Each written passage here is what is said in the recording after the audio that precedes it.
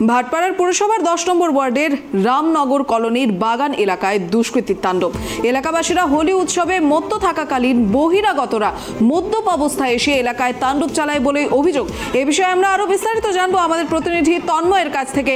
তন্ময়, এই ঘটনা সম্পর্কে আরো একবার তোমার কাছ থেকে জানবো।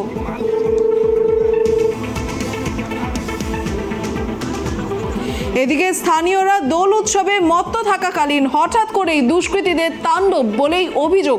স্থানীয়রা প্রতিবাদ জানাতে গেলে 2 রাউন্ড গুলি চালানোর অভিযোগ উঠেছে দুষ্কৃতীদের বিরুদ্ধে।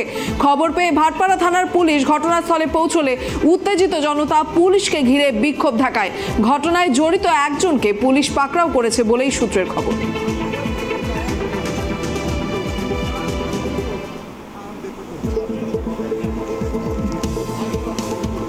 এ বিষয়ে আমরা আরো বিস্তারিত জানবো আমাদের প্রতিনিধি তন্ময়ের কাছ থেকে। তন্ময়, এই গোটা ঘটনাটা আরো একবার শুনবো তোমার কাছ থেকে।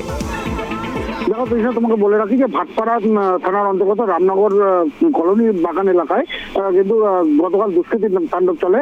তার মূল সূত্রপাত হচ্ছে কালকে হোলির উৎসব ছিল ওই এলাকায় হোলির উৎসব চলাকালীন বহিরাগত দুটো ছেলে এসে কিন্তু ওই এলাকার বাসিন্দাদের সঙ্গে কিন্তু হোলি উৎসবের মাথায় এবং নাচ গানের যে পর্ব চলে সেইখানেও কিন্তু তারা সামিল হয়।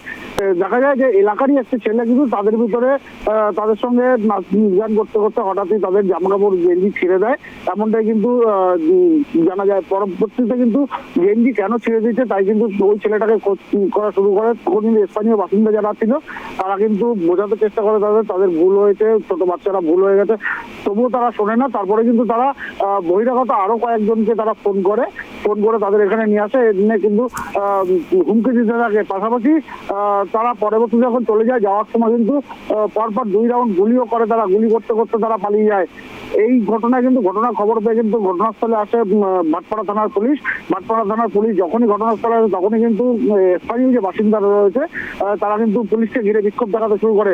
পরবর্তীতে কিন্তু ব্যারাকপুর কমিশনারেটের উচ্চপদস্থ আধিকারিকরা কিন্তু ঘটনাস্থলে আসে এবং পরবর্তীতে দেখা যায় যে ওইখানেও আসে কিন্তু স্থানীয় তৃণমূল নেতা প্রিয়াঙ্কু পান্ডে, যিনি কিন্তু একাধিক অভিযোগ করছে বহিরাগতদের বিরুদ্ধে যে কেন কিভাবে তাদের কাছে পিস্তলগুলো আসলো, বাচ্চা ছেলেদের কাছে পিস্তলগুলো আসলো, এমনটা কিন্তু বলছে কিন্তু স্থানীয় তৃণমূল নেতা। পাশাপাশি এই ঘটনায় কিন্তু একজনকে গ্রেপ্তার করা হয়েছে ইতিমধ্যেই। তার কাছে কিন্তু জিজ্ঞাসাবাদ করা হচ্ছে যে আরো কারা জড়িত ছিল না ছিল, কারা অ্যাকচুয়ালি জড়িত ছিল এগুলো কিন্তু তদন্ত করছে পুলিশ। তবে প্রিয়াঙ্কা পান্ডে যেটা জানিয়েছে যে সাধারণত যেহেতু নির্বাচন চলছে, নির্বাচন আচরণবিধি লাগু হয়েছে, সেই হিসাবে কিন্তু নির্বাচন কমিশনারকেও তিনি কিন্তু লিখিতভাবে জানাবে, এমনটাই বলেছে দিশা। একেবারে ধন্যবাদ তন্ময়। এদিকে ভাটপাড়া পুরসভার 10 নম্বর ওয়ার্ডের রামনগর কলোনির বাগান এলাকায় দুষ্কৃতীর তাণ্ডব। এলাকাবাসীরা হোলি উৎসবে মত্ত থাকাকালীন বহিরাগতরা মদ্যপ অবস্থায় এসে এলাকায় তাণ্ডব চালায় বলেই অভিযোগ। স্থানীয়রা প্রতিবাদ জানাতে গেলে 2 রাউন্ড গুলি চালানোর অভিযোগ উঠেছে দুষ্কৃতীদের বিরুদ্ধে।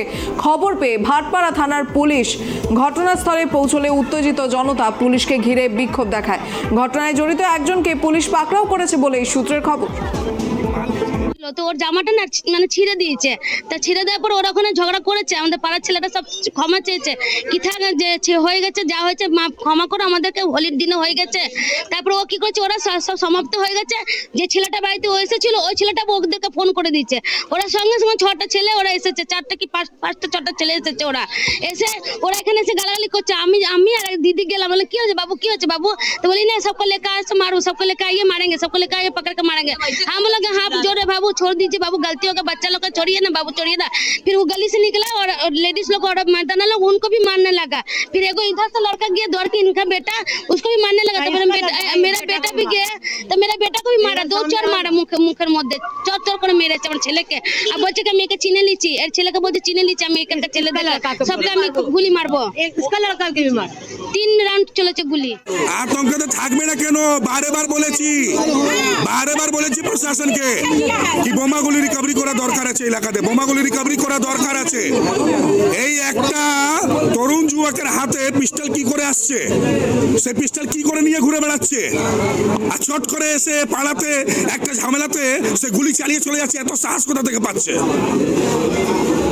এত সাহস কে দিচ্ছে? ও পিস্তলে আসলো কি করে ওর কাছে? কি করছে প্রশাসন? পুলিশ দেখছে না, সেই জন্য বলছি প্রশাসনকে রিকভারি করা দরকার। পুলিশ একদম আর বেশি দূর নেই, যে ছেলেটা গুলি চালিয়েছে তার বেশি দূর বাড়ি নেই এখান থেকে। আর যে ছেলেটা ডেকেছিল সে এখন ঘুরছে, আমাকে একজন বন্ধু বলে সে ঘুরছে।